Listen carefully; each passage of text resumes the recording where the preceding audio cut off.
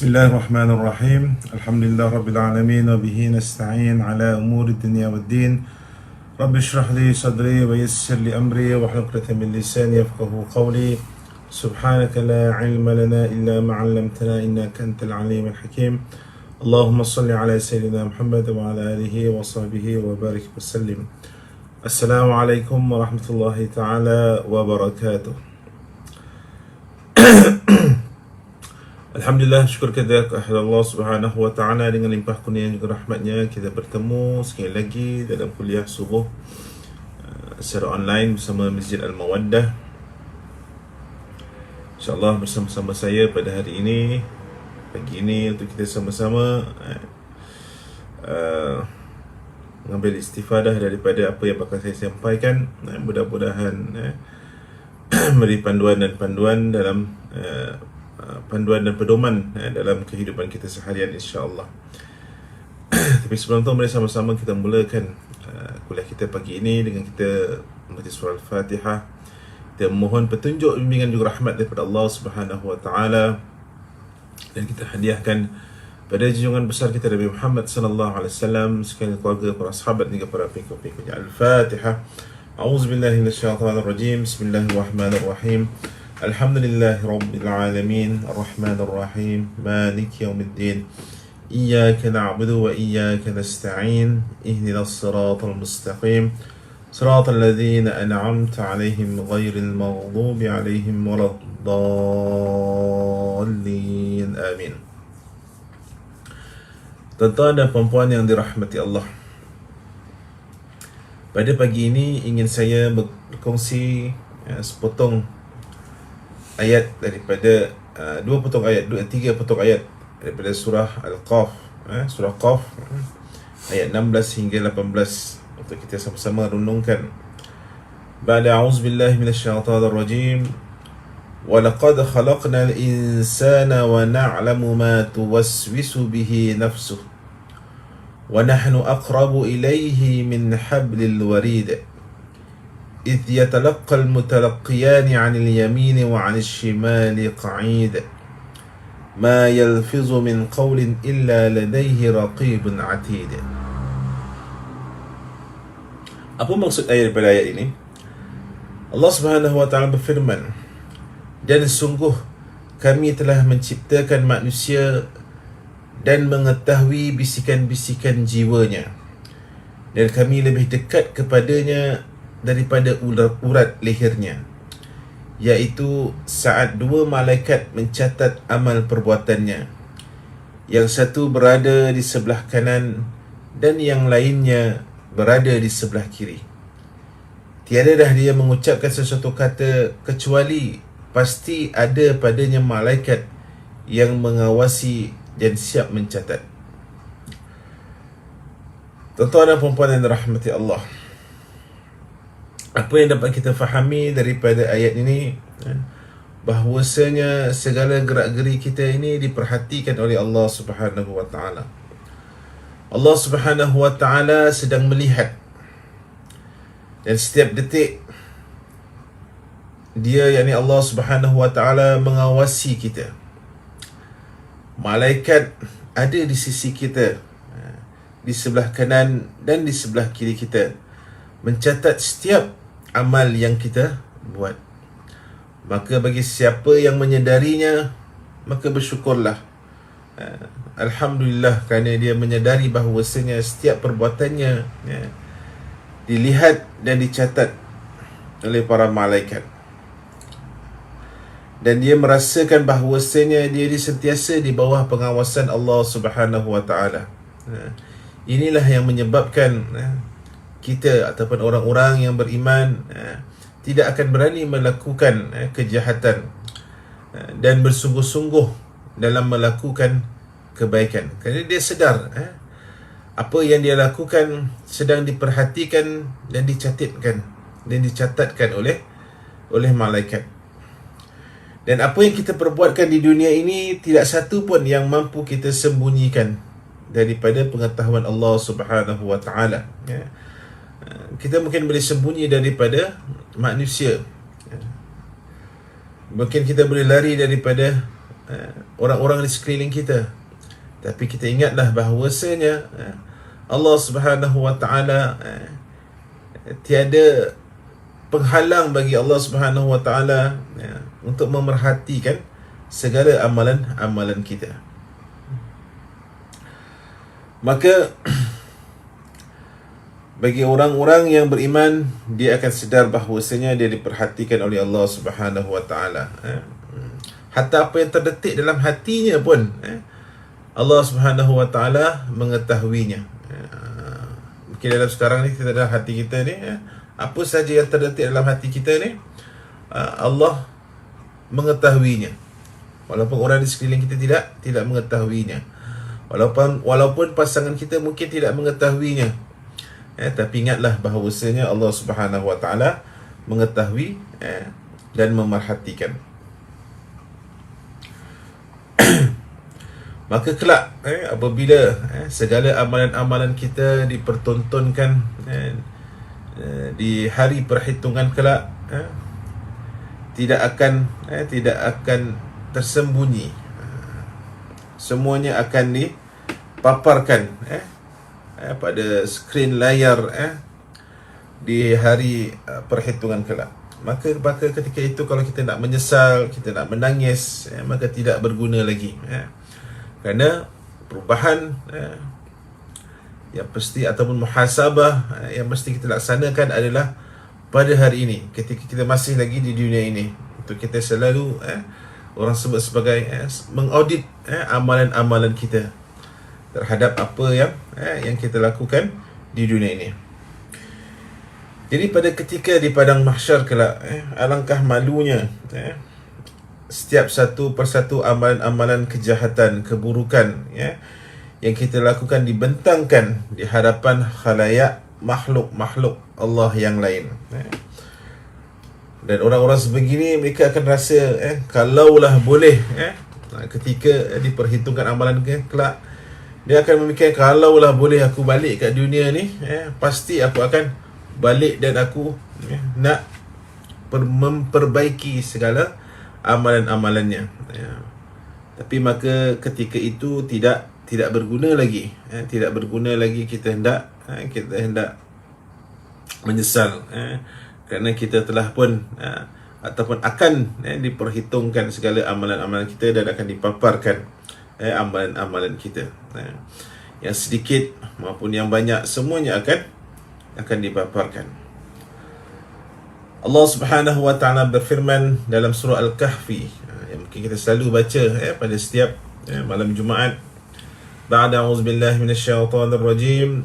Wa wudi'al kitabu fataral mujrimina mushfiqina mimma fihi wa yaquluna ya waylatana ma li hadzal kitab ويقولون يا ويلتنا ما لهذا الكتاب لا يغادر صغيرة ولا كبيرة إلا أحصاها ووجدوا ما عملوا حاضرا ولا يظلم ربك أحدا. Yang bermaksud, dan ketika dibentangkan kitab amal, lalu kamu akan melihat orang-orang yang derhaka ketakutan terhadap apa yang ada di dalamnya, dan mereka berkata, celakalah kami, tidak ada yang tertinggal dari kitab ini, baik dosa kecil maupun dosa besar. Kesemuanya dihitung rapi. Mereka melihat semua perbuatan mereka dihadirkan, dan Tuhanmu tidak akan menzalimi seorang pun. Jadi perasaan takut bagi orang-orang yang melakukan kezaliman pasti akan dirasa bila kelak akan diperhitungkan amalan-amalannya, baik amalan yang kecil ataupun amalan yang besar yang berbentuk suatu dosa. Akan ada perasaan bimbang. Jadi bagi orang-orang yang melakukan dosa kelak, mereka ni akan dapat rasa perasaan yang begitu bimbang. Ibarat macam kita lah, ataupun anak kita yang sedang belajar, bila mereka sedar bahawa memang mereka tak dapat menjawab soalan dalam peperiksaan, pastilah bila keluar keputusan ada perasaan bimbang dalam dirinya. Aku pasti tak lulus pelajaran ni pasal memang aku tak jawab. Kan ibarat begitulah. macam kita juga nanti kelak akan di padang mahsyar, aku memang tak pernah melakukan segala perintah Allah Subhanahu Wa Taala, memang celakalah diriku ini. Jadi insya-Allah mudah-mudahan kita tak tergolong dalam golongan orang-orang yang langsung yang tidak melakukan perintah Allah Subhanahu Wa Taala dunia ini. Maka tidak akan ada ketakutan dalam diri kita. Kalau kita dah laksanakan segala yang Allah perintah, insya-Allah mudah-mudahan apa yang kita lakukan di dunia ini mencari redha Allah Subhanahu Wa Taala akan diterima oleh Allah Subhanahu Wa Taala. Tapi sebaliknya, bagi orang yang memang tidak melakukan apa yang Allah perintah, maka akan ada rasa ketakutan, merasa celakalah bagi dirinya, kerana tidak ada yang akan tersembunyi di hadapan Allah Subhanahu Wa Taala, dan Allah tidak akan menzalimi seorang pun. Hatta Rasulullah sallallahu alaihi wasallam pun bersabda dalam sebuah hadis yang diriwayatkan oleh Imam Ahmad dan juga Imam At-Tirmizi, yang mana maksudnya, berhiaslah kamu dengan amalan-amalan yang baik sekarang untuk menghadapi hari terbesar, kerana pada hari itu nanti akan dinampakkan kesemuanya dan tiada yang tersembunyi. Jadi ini ingatan daripada Rasulullah sallallahu alaihi wasallam. Untuk kita ni daripada sekarang ni, kita berhiaslah diri kita untuk menghadapi hari perhitungan kelak. Berhias maksudnya ini bukannya dengan berhias pakaian, tapi berhias dengan amalan-amalan yang baik. Kerana dengan amalan-amalan yang baik inilah kelak akan menyelamatkan kita pada hari yaumil hisab, ataupun hari perhitungan kelak. Jadi apa yang perlu kita laksanakan ialah kita sentiasalah kita bermuhasabah sebelum, semasa dan selepas beramal. Apa yang dimaksudkan bermuhasabah sebelum, semasa dan selepas beramal? Sebelum ni, sebelum kita melakukan satu perkara, kita fikir dahulu, adakah amalan yang kita lakukan ini diridai oleh Allah Subhanahu Wa Taala ataupun tidak? Adakah yang kita lakukan ini merupakan satu perkara yang dosa ataupun yang boleh mendatangkan pahala? Maka kita fikirkan dulu apa yang akan kita lakukan. Begitu juga semasa kita nak melaksanakan perkara tersebut, amalan tersebut, kita tetap mencari atau memikirkan, adakah ini yang diredai oleh Allah Subhanahu Wa Taala ataupun sebaliknya. Dan kalau selepas kita beramal bahawasanya kita rasakan bahawasanya ini bukanlah amalan yang disukai oleh Allah Subhanahu Wa Taala, cepat-cepatlah kita beristighfar, mohon keampunan daripada Allah Subhanahu Wa Taala. Tapi memang kalau amalan ini yang terbaik, ucaplah syukur kepada Allah Subhanahu Wa Taala, kita telah melaksanakan amalan tersebut. Dan didiklah diri kita untuk merasa takut melakukan dosa-dosa. Kerana dosa-dosa ni bagi orang yang beriman, dia akan rasa berhati-hati kerana dia anggap dosa tu ibarat seperti suatu gunung. Kalaulah gunung tu menghampap diri dia, maknanya akan binasalah dia.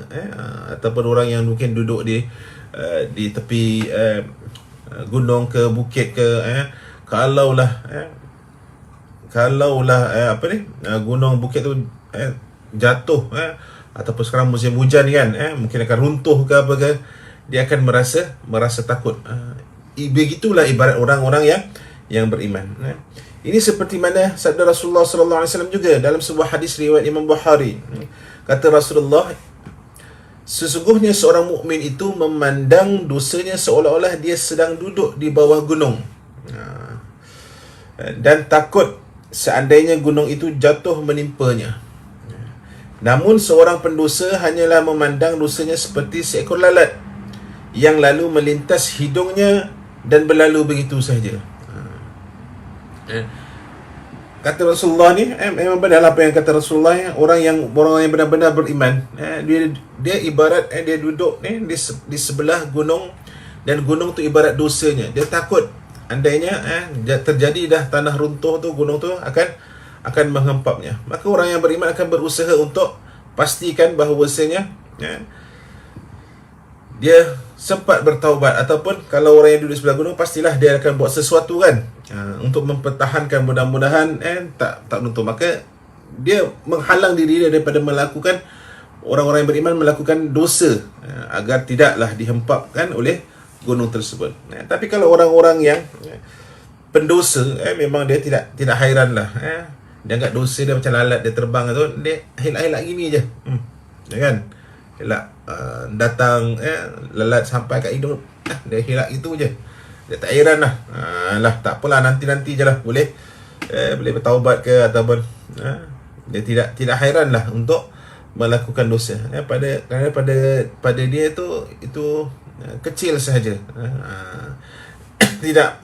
tidak merasa apa-apa kesan pada diri dia, biasa je, contoh minum arak ke, main judi ke, dia tahu sini amalan yang memang nyata memang dosa, ataupun tidak melakukan perintah Allah, tak apalah, nanti je lah solat kita ni, mana tak heran dah untuk melakukan dosa. Berbeza dengan orang yang mukmin, dia kalau tidak melakukan perintah Allah ni, dia takut benar, jadi mudah-mudahan kita ni golongan termasuk dalam golongan orang-orang yang benar-benar menjaga keimanan kita kepada Allah Subhanahu Wa Taala, menjaga apa yang Allah perintah, dengan kita melaksanakan apa yang Allah perintah dan meninggalkan apa yang Allah larang.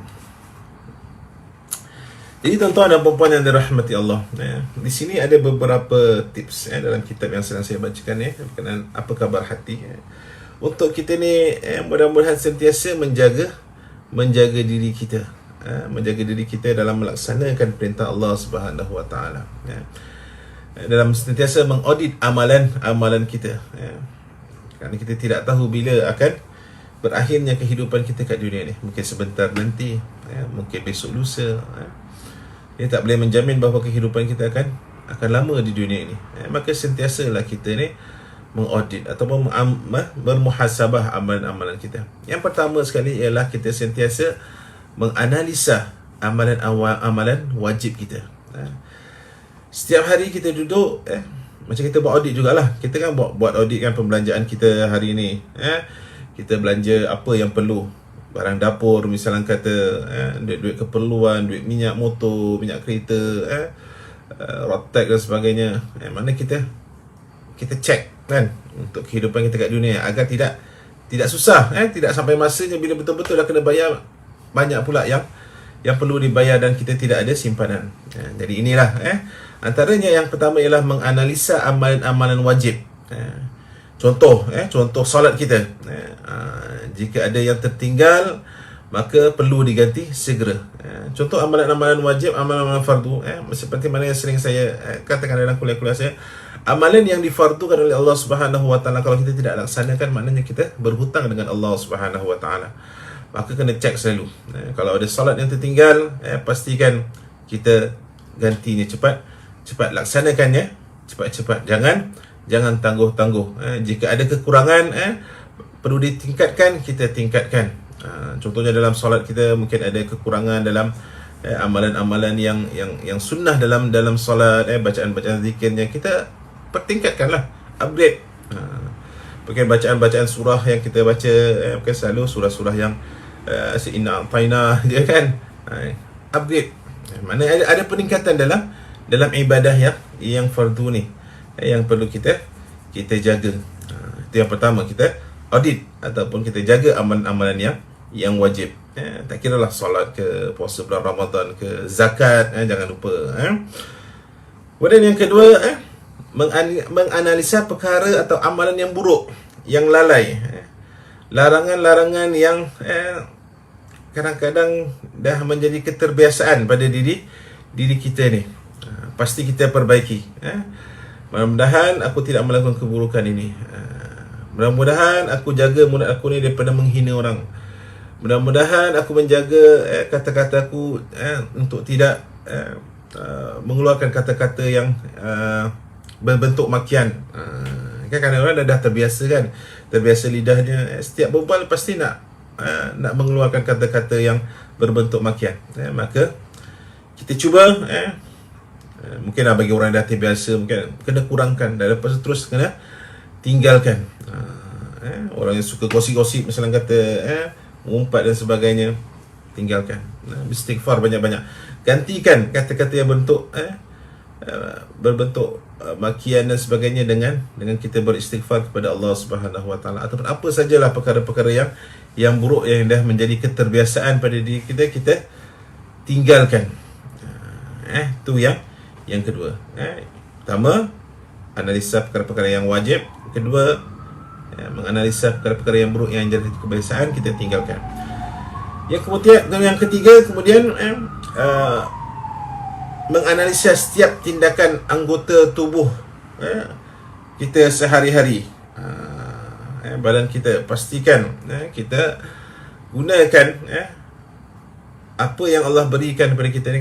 Kalau kita sebagai tulang 4 kerat kan, pastikan kita gunakan mencari redha Allah Subhanahu Wa Taala, seperti menolong orang, pergi menuju ke tempat-tempat yang baik, yang diredai oleh Allah Subhanahu Wa Taala. Jangan pergi kepada tempat-tempat yang tidak baik, atau menggunakan tangan ini untuk mencuri ke, merosakkan barang, harta benda awam misalnya kata. Maknanya kita jaga. Yang keempat, tetapkan syarat harian kepada hati. Misalnya tidak mempersiakan umur, beramal dengan mematuhi syarat-syaratnya, tidak menurut hawa nafsu. Maknanya jaga hati kita. Kadang tangan tak bergerak, tapi hati ni berdetik pula. Nampak apa? Ataupun hati ni sering berkata-kata yang negatif misalnya kata. Terlalu ikutkan hawa nafsu untuk melakukan perkara-perkara yang tidak baik. Mungkin sifat malas dalam menuntut ilmu, misalnya kata malas nak melakukan solat berjamaah. Ni semua hati lah kan. Sedangkan kita boleh solat berjamaah, tak semestinya ke masjid. Di rumah pun boleh kita solat berjamaah dengan pasangan kita. Mengingatkan, sering mengingatkan kepada kebaikan. Mana itu? Kawal hati kita. Dan yang kelima, hukumlah diri kita apabila kita melakukan kesilapan. Ini antara cara-caranya lah. Menghukumkan diri kita dalam melakukan apabila melakukan kesilapan ni ialah bila kita dah melakukan satu kesilapan, kita pastikan kita nak bertaubat kan. Kita nak menghalang diri kita daripada kejahatan ni, kita gantikan dengan kebaikan. Sebagai contoh, bila kita rasa macam aku dah makan suatu benda yang subhan, misalkan subhan, yang tak pasti mungkin kehalalannya, maka kita menghukum diri kita dengan apa? Dengan perkara yang baik lah. Dengan perkara yang baik, bukannya kita muntahkan dan sebagainya. Contoh dengan kita berpuasa. Kenapa berpuasa? Semalam aku dah makan benda yang subhan lah, hari ni aku berpuasa lah, sebagai menghukum. Maknanya dia gantikan kejahatan tu dengan melakukan kebaikan untuk mendapat redha Allah Subhanahu Wa Taala. Itulah sikap orang Islam. Bukan hari ini dah melakukan kejahatan, dah melakukan kemungkaran, rasa nak bersihkan diri, bunuh diri. Tak, itu bukan cara orang Islam. Cara ni bertaubat kepada Allah Subhanahu Wa Taala dengan melaksanakan perkara yang mendapat redha Allah Subhanahu Wa Taala, bukannya melakukan perkara-perkara yang sebaliknya. Jadi kita jaga diri kita. Maka 5 perkara ini kita jagalah. Mudah-mudahan daripada kita melakukan perkara yang tidak mendapat redha Allah, kita beralih kepada mendapat redha Allah Subhanahu Wa Taala, yang mungkin akan mendatangkan pahala buat diri kita, hatta meningkatkan darjat kita di sisi Allah Subhanahu Wa Taala. Jadi tuan-tuan yang puan-puan yang dirahmati Allah, waktu terbaik untuk kita melakukan muhasabah atau perubahan pada diri kita, bukannya kita tunggu besok, lusa ataupun hari-hari akan datang. Pelaksanaannya perlu berlaku pada hari ini juga, pada masa ini juga. Kalau kita melakukan perkara-perkara yang mendatangkan keburukan, ataupun mendatangkan kemurkaan daripada Allah Subhanahu Wa Taala, bersegeralah kita kita bertaubat kepada Allah Subhanahu wa taala. Maknanya cepat-cepatlah kita ni berubah. Suka saya nak berkongsikan sebelum saya akhiri kuliah subuh kita yang ringkas dan santai ini, biar sedikit tapi memberi peringatan buat diri kita bersama. Saya berkongsikan, mungkin saya pernah berkongsi kata-kata daripada Umar, Sayyidina Umar Al-Khattab radhiyallahu an, yang mana kata Sayyidina Umar, perhitungkanlah dirimu sebelum kamu diperhitungkan. Timbanglah dirimu sebelum kamu ditimbang. Ini kerana orang yang paling ringan perhitungannya di akhirat kelak adalah orang yang paling suka bermuhasabah dirinya semasa hidupnya di dunia. Ini kata-kata daripada Sayyidina Umar untuk kita ni sentiasa beringat, untuk kita ni perhitungkan diri kita, amalan-amalan kita. Jangan nak esok nak sibuk asyik nak perhitungkan amalan orang lain. Amalan kita sendiri ni kita kena sentiasa kita cek. Contoh hari ni baru pagi, baru sekejap kan, yang semalam apa kita yang lakukan, kita rasakan apa kebaikan yang kita dah lakukan semalam. Ada tak ruang-ruang untuk hari ini kita pertingkatkan amalan kebaikan yang semalam tu untuk jadi lebih baik. Mungkin semalam kita masuk tabung masjid $2, mungkin hari ini ada mungkin lebih sikit, $2.50 ke, ada kelebihan, insya-Allah. Atau apa sajalah perkara-perkara yang baik yang boleh kita pertingkatkan. Yang semalam kita dah lakukan, hari ini kita pertingkatkan lagi. Ataupun apakah perkara-perkara yang tidak baik, mungkin dosa, mungkin perkara-perkara yang kita rasanya ianya buruk, yang dapat kita tinggalkan pada hari ini. Mungkin semalam kita sifat kita marah-marah, mungkin marah pasangan kita, ada je tak kena dengan pasangan kita, dengan anak-anak kita, mungkin ada masalah kat kerja, kita bawa ke rumah, jadi kita marah-marah. Maka hari ini kita perbaiki, kita buanglah sifat marah-marah tersebut, kurangkan. Kau rasa macam nak marah, cepat-cepat istighfar. Bukanlah saya cakap tak boleh marah kalau perkara tersebut adalah perkara yang mungkar dilakukan oleh ahli keluarga kita. Maknanya kita mengawal, kita ubahkan marah-marah tersebut dengan suatu nasihat yang tegas, dan memberi kebaikan kepada orang di sekeliling kita. Itu contohlah. Jadi bermuhasabah, menghitung, hitunglah diri kita ni di dunia ni sebelum kita dihitung di akhirat pula. Maka banyakkanlah amal yang baik. Kita ataupun kita membuat satu persoalan dalam diri kita, berapa banyakkah amalan yang baik yang telah kita lakukan. Ini untuk diri kita sendiri, tak perlu kita nak cerita-cerita dengan orang. Aku baru derma 1,000 semalam dekat masjid, baru aku keluarkan infak. Tak perlu cerita orang, maknanya kita diri sendiri kita kira-kira, apa amalan yang baik yang telah kita lakukan, apakah perkara yang buruk yang menjadi kebiasaan, kemudian fikir balik, dah sempurna ke, dah bersedia ke aku nak menghadapi Allah Subhanahu wa taala. Kerana kita akan menghadapi Allah bila-bila masa sahaja, Allah akan ambil nyawa kita. Wallahu alam, kita tidak tahu. Jadi dengan kita sentiasa beringat, apakah amalan yang baik telah aku lakukan, yang perlu aku pertingkatkan, apakah amalan buruk yang mungkin dah menjadi kebiasaan yang perlu aku tinggalkan, dan bersedialah untuk menghadapi hari perhitungan. Maka cepat-cepatlah daripada sekarang ni kita sentiasa berkira-kira dengan amalan kita, untuk mendapat ridha Allah Subhanahu wa taala. Mudah-mudahan bila mana kita ditemukan di yaumil mahsyar, di hari perhitungan kelak, kita bersedia dan kita tenang mendapat perlindungan Allah Subhanahu wa taala, insya-Allah. InsyaAllah lakukan perkara-perkara yang baik walaupun sedikit, asalkan istiqamah, dan kita bersyukur atas yang sedikit, nescaya Allah akan tambah nikmat yang banyak.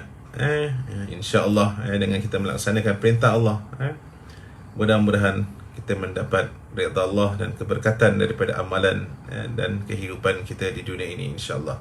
Amin ya rabbal alamin. Insya-Allah mudah-mudahan apa yang saya sampaikan mengingatkan diri saya terlebih dahulu dan juga berkongsi dengan teman-teman, kawan-kawan yang sedang menonton.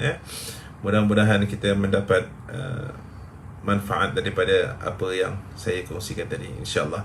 Jadi mari sama-sama kita tutup majlis kita dengan sama-sama kita membaca tasbih kafarah dan surah Al-Asr. Subhanakallahumma wa bihamdika asyhadu an la ilaha illa anta astaghfiruka wa atubu ilaik. Bismillahirrahmanirrahim. Wal 'asr innal insana lafi khusr illa alladhina amanu wa 'amilus salihati wa tawasaw bil haqqi wa tawasaw bis sabr. InsyaAllah teman-teman, doakan saya dan mudah-mudahan kita semua ni sentiasa dalam perlindungan dan bimbingan Allah Subhanahu wa taala. Wabillahi taufik wal hidayah. Wassalamualaikum warahmatullahi taala wabarakatuh.